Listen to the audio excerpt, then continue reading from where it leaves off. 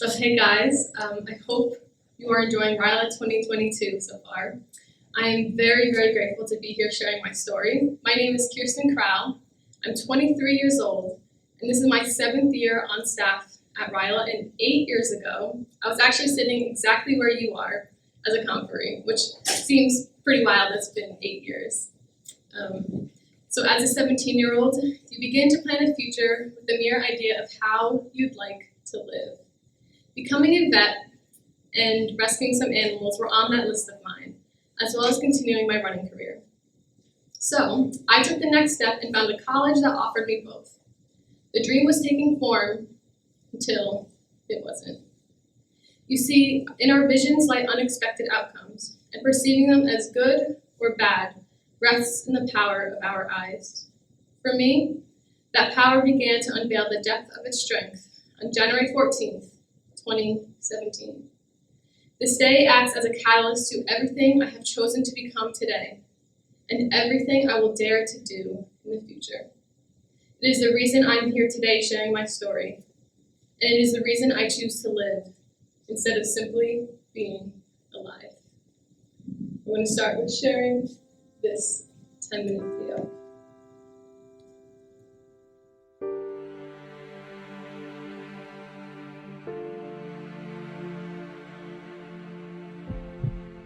When I opened my eyes, after laying blacked out for a couple seconds, I entered an unfamiliar world, cloaked in fake familiarity.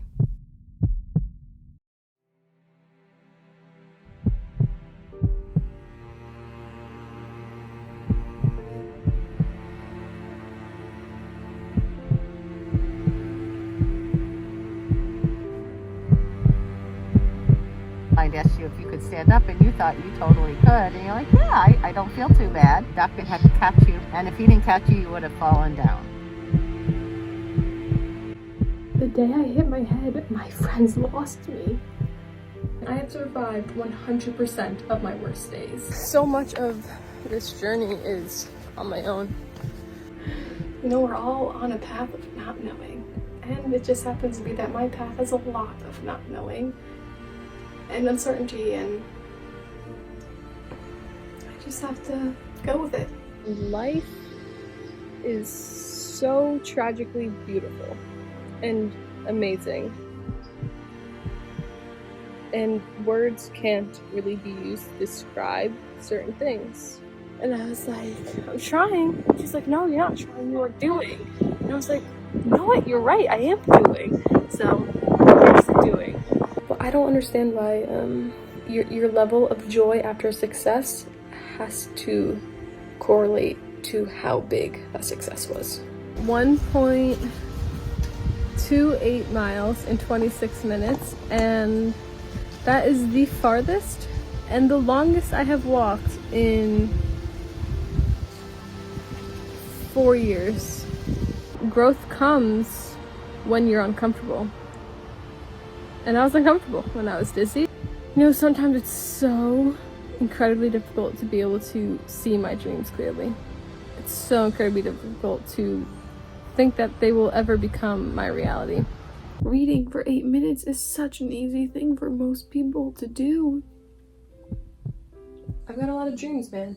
And I've got a lot of plans, and I'm going to do them. The life I began to build began to slowly slip away.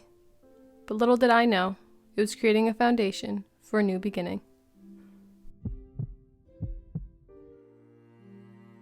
Due to the concussion on January 14th, 2017, I now experience persistent post-concussive symptoms, also known as post-concussion syndrome, and abbreviated as PCS. It's when symptoms of a concussion continue 3 months after injury, and for me, it's been over 5 years. Because of PCS, migraine, and dysautonomia, I experience constant symptoms like headache, dizziness, fatigue, stimuli sensitivity, and so on. My symptoms have affected every aspect of my life. They impose limitations by dictating when I'm able to shower or if I'm up to talking to a friend. Situations like driving, going shopping, or being in a crowd have become near non-existent, and things like watching TV, folding laundry, cooking, standing, and even walking have presented great levels of difficulty. While the world showcases its beauty in many ways, it has also become widely symptom-provoking with its busy patterns, ceiling fans, hallways, elevators, lights, and sounds. This list of sensitivities I've experienced with over 5 years can continue, but I'd actually like to explain the mechanisms of a concussion to understand its process. And as a friendly reminder, I am not a medical professional. So a concussion is a form of traumatic brain injury and a result of an acceleration and deacceleration of the brain. What this does is cause your brain cells, known as neurons, to stretch and shear, and as they do that, they are chaotically firing and miscommunicating with each other, which is where symptoms come from. Once that fiasco takes place, it takes the brain about 3 to 6 weeks to recover. But in order to regain proper function, the brain undergoes neuroplasticity. This is when it tries to rewire itself by building new neural pathways, using other pathways to bypass broken connections, and or making new neurons. Easier put, neuroplasticity means the brain is changing, like when learning a new task. When it comes to resolving symptoms, you do specific rehab that uses different exercises to target the dysfunctional system. Being in the concussion community for over 5 years, I've heard a lot of stories of people with prolonged symptoms having to see 5+ providers in order to figure out a proper diagnosis and treatment plan. To hopefully prevent that from being you, let's answer a few questions, like, how do you know you have a concussion? Well, you only need 2 things: a mechanism of injury with a force of at least 80 Gs, and symptoms like headache or difficulty with balance. If you do suspect a concussion, it's extremely important to look for a provider that is trained in up-to-date concussion knowledge and treatments. The treatment and practitioner to look for will vary depending on what kind of symptoms you have and where they are stemming from. A concussion can be very complex with many different systems involved, meaning the root of symptoms could be cognitive, ocular motor, emotional chemical, vestibular, which is your balance, cervical, headache, and or cardiovascular or autonomic related. So, practitioners can range from an MD to a chiropractor or PT, a functional neurologist, a speech pathologist, to an endocrinologist. That being said, there are a lot of common myths surrounding concussion, so let's clear them up with some facts. Number 1. An MRI is not needed to diagnose a concussion. It only picks up on significant damage, and a concussion is a functional injury. Number 2. You can continue to recover from a concussion even after many years. Number 3. You do not need to lose consciousness to sustain a concussion. Only about 10% of people do so. Number 4. Concussions are treated with a combination of things like functional rehab and symptom threshold activities. Prolonged dark room and strict rest is an outdated and inappropriate treatment plan. Number 5. Not everyone will experience PCS. Only about 15% of people will experience symptoms after 3 months. Number 6. Neck injuries and concussions can mimic each other, so symptoms of dizziness, headaches, and even eye strain can be coming from the neck, therefore changing the type of practitioner and treatment you receive. Number 7. You do not need a direct hit to get a concussion. Anything that can cause an acceleration and deacceleration of the brain can result in a concussion. And lastly, many times migraine can coincide with concussion, and you hear people say that migraine is just a bad headache. But it's a complex neurological disease believed to be genetic with an environmental aspect with over 30 associated symptoms occurring at different phases of an attack. What many people don't know is that there are actually over 5 different types of migraine, with management and treatments looking different for every patient. Personally, my recovery has changed throughout the years depending on what my body needed most in that moment. It currently consists of chiropractic care, vision and vestibular therapy, as well as building tolerance to reading, walking, strength training, and riding a stationary bike. I manage symptoms by being aware of my mindset and listening to my body, but also by taking supplements, staying well hydrated with electrolytes, and taking a combination of medications, including non-invasive devices specifically for migraine management. Certain tasks are made more tolerable by using these prism lens glasses, wearing compression socks, and using assistive tools such as trekking poles, a weighted blanket, or a shower chair. If you remember from prior, I mentioned that I experienced something called dysautonomia, which is when your autonomic nervous system doesn't function properly. The autonomic nervous system is a control system that acts largely unconsciously and regulates bodily functions such as blood pressure and circulation, heart and breathing rates, digestion, body temperature, and so on. It's important to know that there are 2 branches, known as the parasympathetic, think rest and digest, which slows down heart and respiration. An example of it in action is when you feel very relaxed. The second branch is the sympathetic nervous system. Think fight, flight, freeze. It increases your heart rate and blood flow to the muscles, and feeling nervous is an example of it in action. So imagine them as each side of a seesaw. When one is activated, the other's response is decreased. In some people with dysautonomia, the fulcrum is not in the center, which means it takes much less stimuli to activate the fight, flight, freeze response, and much more effort to bring the nervous system back into balance. Having a dysfunction within the ANS causes a lot of inappropriate symptoms. One possibility being having a high heart rate simply from standing. The occurrence of such dysregulation can be brought on by many causes, with the result of one of over 10 types of autonomic dysregulation. So dysautonomia is just an umbrella term, just as brain injury is an umbrella term for concussion. And like everything else, there's a list of potentially helpful tools and techniques. One of them is taking deep controlled breaths, which is actually a beneficial regulation technique for everyone's nervous system. But every brain injury, illness, and recovery is different from one another. There is no one-size-fits-all roadmap, and what may work for someone may not help another. And even specific symptoms can express themselves differently in each case. Just how everyone's path in life leaves their own unique footprint.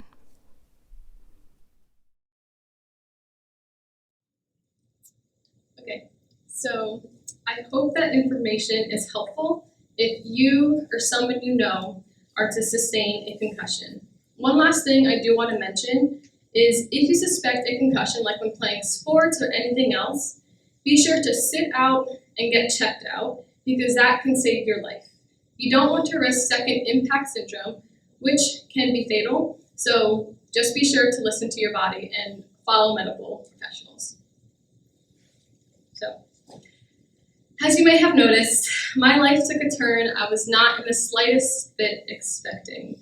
Many aspects were introduced, like isolation, limitations, changing of plans, uncertainty, etc. Things many have experienced to various extents during the previous 2 years. These aspects are very much a part of day-to-day life in those in the chronic illness, disease, and injury and disability community.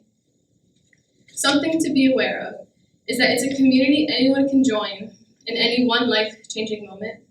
And the word disability is not a bad word, nor does it equate with being an inspiration.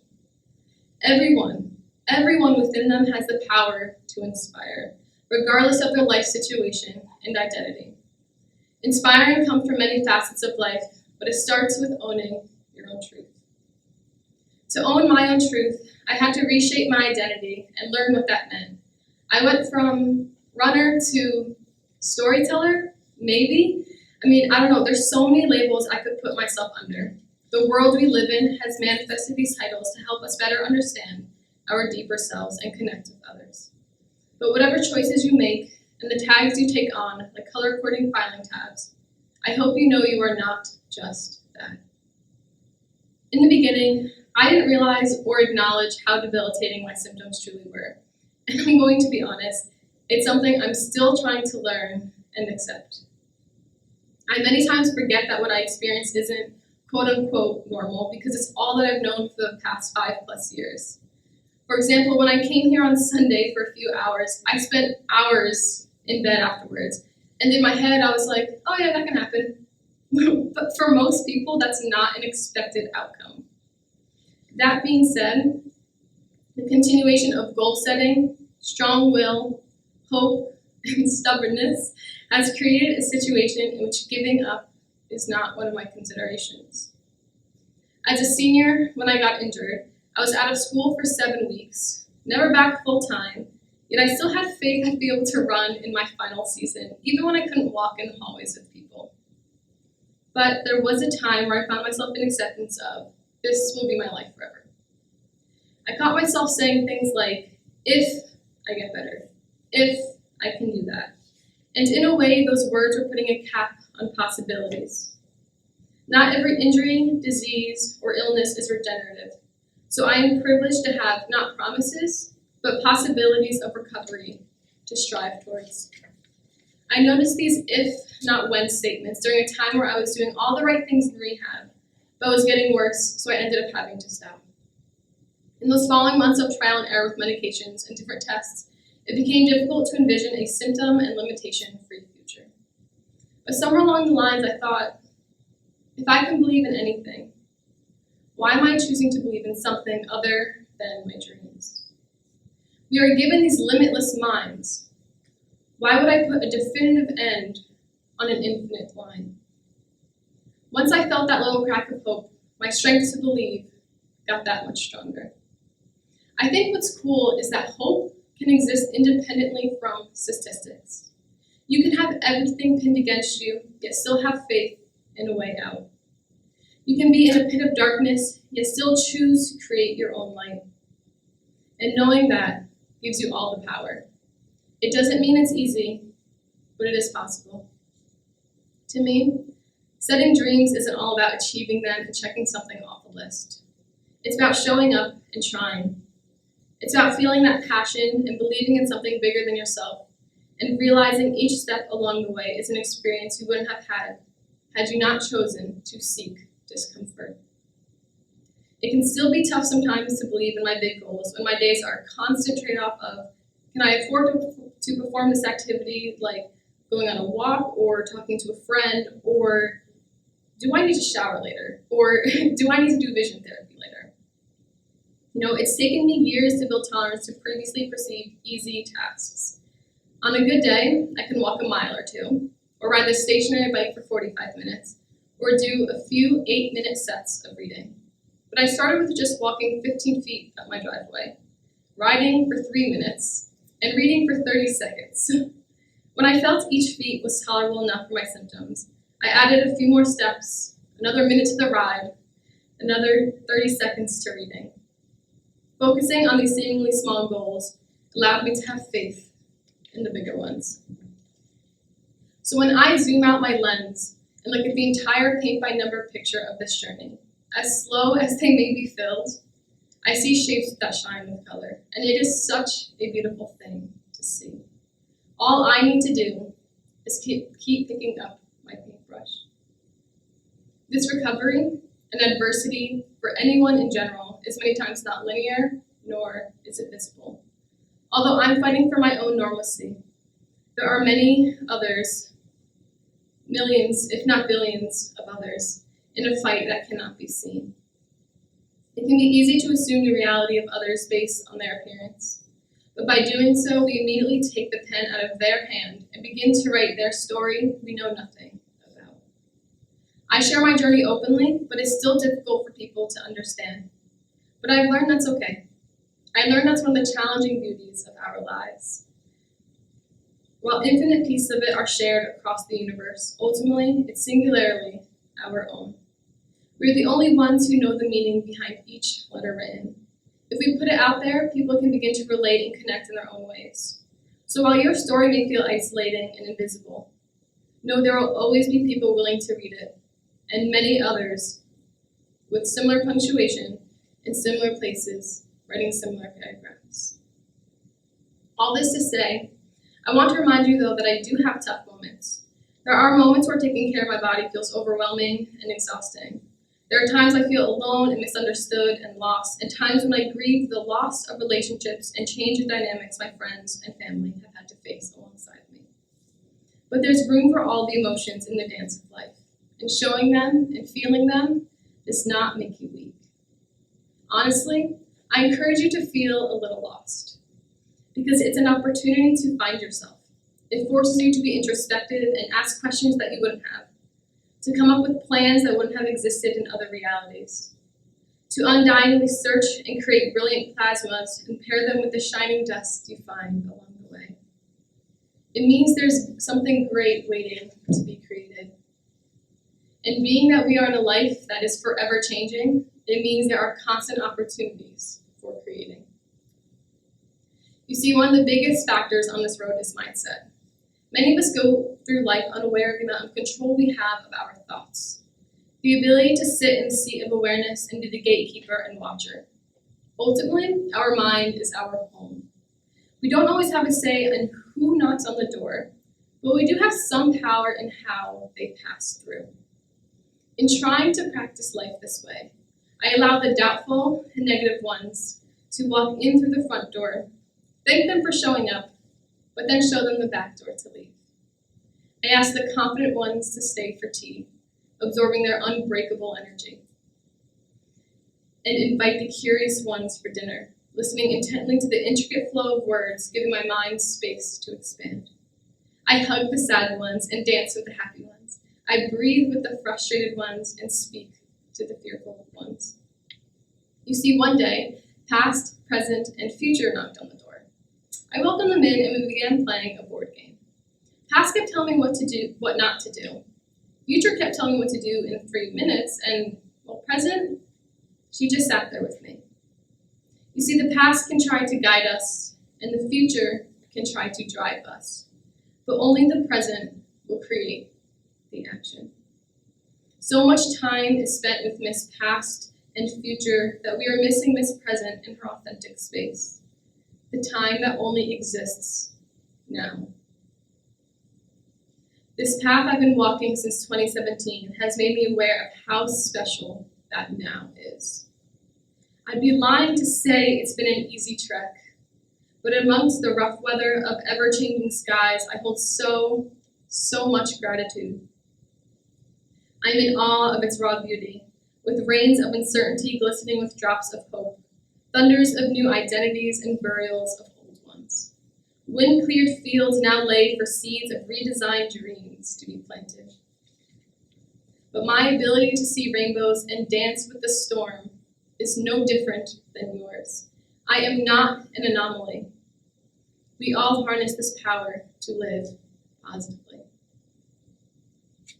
I'd like to finish this part with a story I once heard, followed by a spoken poem I wrote after.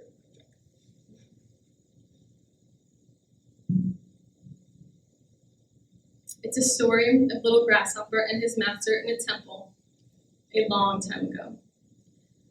Grasshopper had to be trained in the deep parts of Buddhism. During training, the master took little Grasshopper into the back of the temple, to a room which was usually kept locked, and asked Grasshopper what he saw. Grasshopper said, "I see a pool." "But what else do you see?" said Master. "Go closer, but don't get too close." Grasshopper slowly edged towards the pool. His eyes widened. "I see bones. Bones in the bottom of the pool." But Grasshopper also saw a plank of wood stretching from one end of the pool to the other. The master explained that is not water, but concentrated acid. And those bones are from little novices like you who fell in. "In 7 days," said the master, "you will have to walk across that plank as part of your test."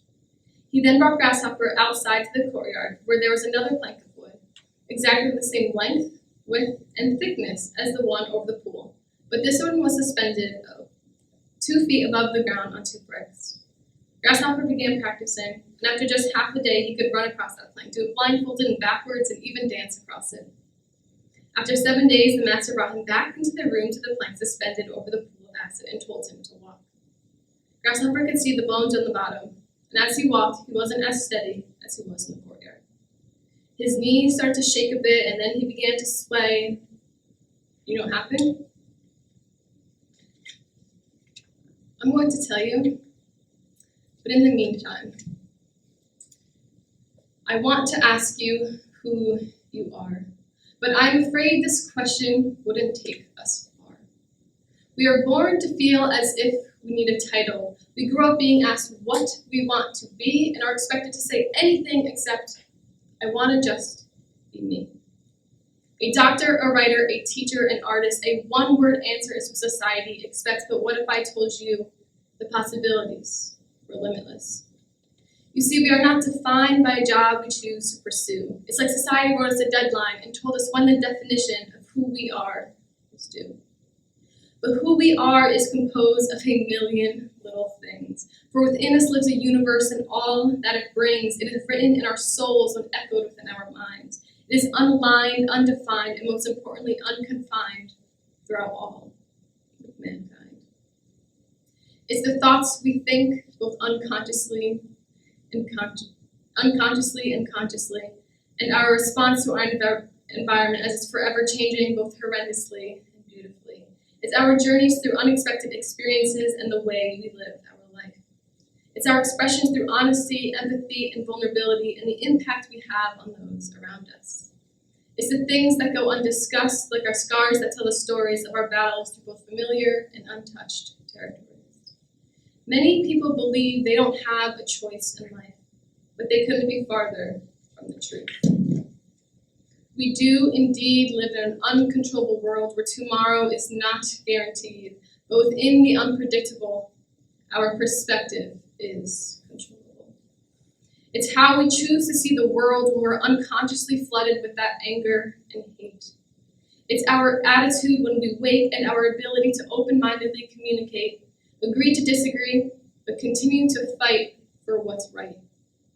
To smile in the darkness and continue to hope that one day we will find the light. To be grateful when we have nothing and patient when we want something. So despite circumstances of the day, we can choose which way we want to sway. This ability to realize a choice gives you a voice within the unheard and a will that cannot be deterred. It's proven that thought alone can alter the brain because neurons that fire together wire together. So it is up to you to decide how you want to change. We must become the best versions of ourselves rather than trying to be better than anyone else. I reckon we must be rich in life, but this does not live in money status. You must be rich with feelings and experience. It's about how much you laughed and loved, and all the times you failed but rose above. It's all the days you chose to heal from the things you did not want to feel, and the endless lessons you once learned that now tell you where to turn. It's how much of the world you welcomed within and how much to the world you breathlessly chose to give. For all that is priceless. Listen, life isn't easy. It will knock you down and leave you bleeding, but with that you can choose to give up or choose to keep on believing.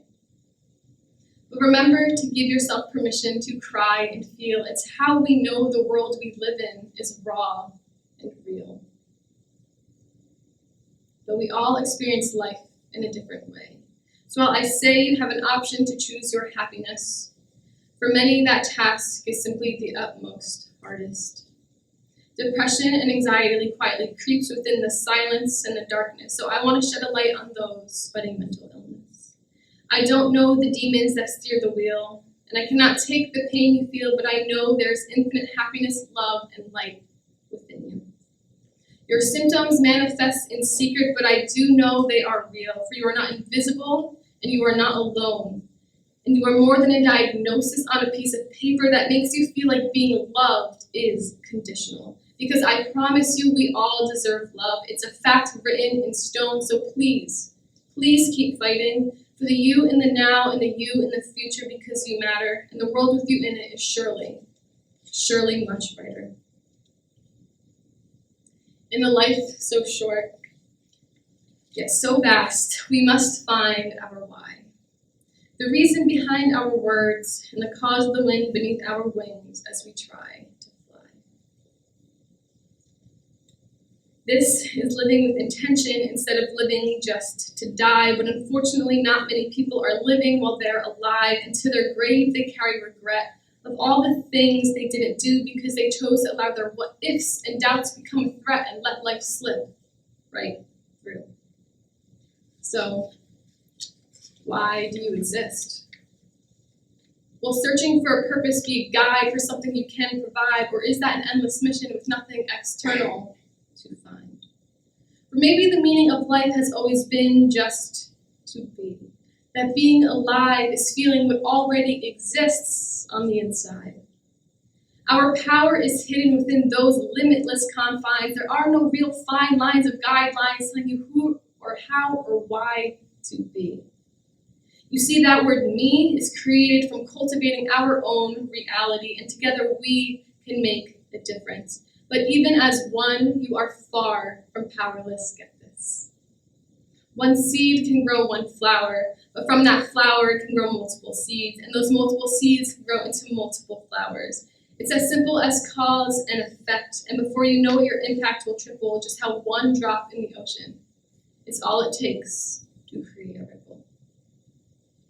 But our space is constantly filled by the energy you unknowingly release. So remember to disregard the negativity and share the compassion and kindness of loving peace. We all have our differences. Society puts emphasis on what we believe in, our gender orientation, and the color of our skin, but there are a million things that beautifully shape us into individuals.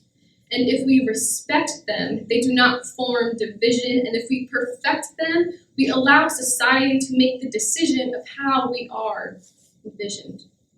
Being different brings unmatched textures into existence. I want you to embrace your individuality, to take down your mask and face reality. But more importantly, I want you to put down your paintbrush and stop painting judgment on others, for it is not up to you to determine their colors. It's scary to be you, but you are the only you, and I promise that is true. So go chase after the dreams that were denied. You didn't come this far only to see the world without your eyes open wide. Now don't allow life to be blindly walked through, and please be proud to harness your authentic truth. Prior to reading this poem, I left off asking if you knew what happened to little grasshopper as he struggled to walk across the plank. Well, he fell in. You know what the master did? He left. Grasshopper began splashing around, but realized he wasn't burning. And that's when the master said, "Little grasshopper, it's not acid, it's water. We just threw the bones in for special effects, that's all." So, what pushed little grasshopper in? Fear. Fear pushed him in. For if he knew it was just water below him, he would have ran across it, just as he did in the courtyard. You see, in life, it's our fears, the what-ifs, doubts, and the uncontrollable that keeps us from reaching our full potential. But we mustn't let it. We mustn't let our struggles or society keep us confined. We mustn't wait for life to unwind. We must let go and exist undefined. And we must not go looking for something to find, because all we will ever need lives on the inside. So will you choose to see a pool of water, or choose to see a pool of acid? Will you tell yourself tomorrow, or next time, or next year, or tell yourself today? Because if not now, then when? Will you choose to rely on others to make a difference, or choose to be the difference? Because if not you, then who? And what will you say the next time someone asks, "Actually, I'm going to ask, who are you?" Thank you.